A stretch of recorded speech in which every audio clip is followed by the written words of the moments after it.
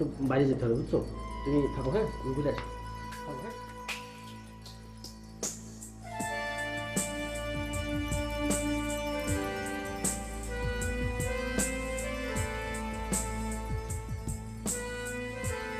শুনেন, আমি আপনাকে শেয়ারে যতগুলো ইনফরমেশন দিছি কোনোটা ব্যাঠিক পাইছেন? সবগুলো সঠিক ইনফরমেশন দিছি। তাহলে ভাই আরেকটা ইনফরমেশন দেন, ব্যাংকের এই মালটা ধরবো?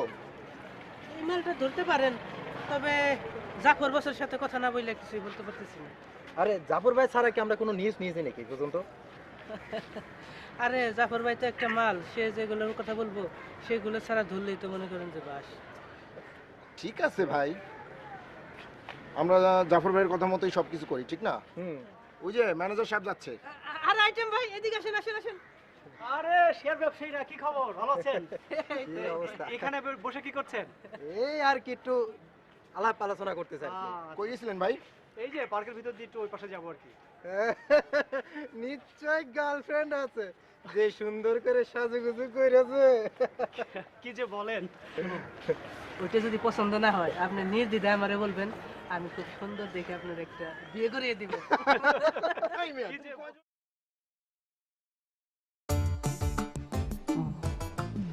I love you, baby. I love you. I love you, baby. I love you. Cuddle. Cuddle. I love you.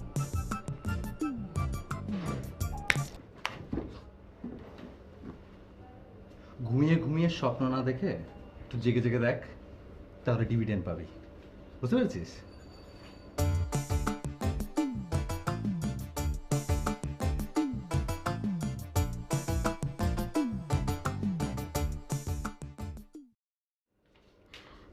কাজল, জানিস আজকে না একটা মজার ঘটনা ঘটেছে।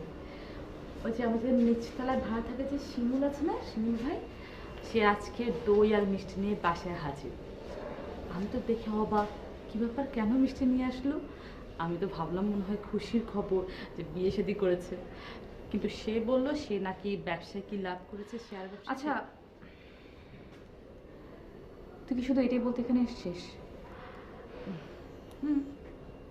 আমার না ভালো লাগছে না, কিছুক্ষণ আমাকে একটু একটা ছাড়তো প্লিজ।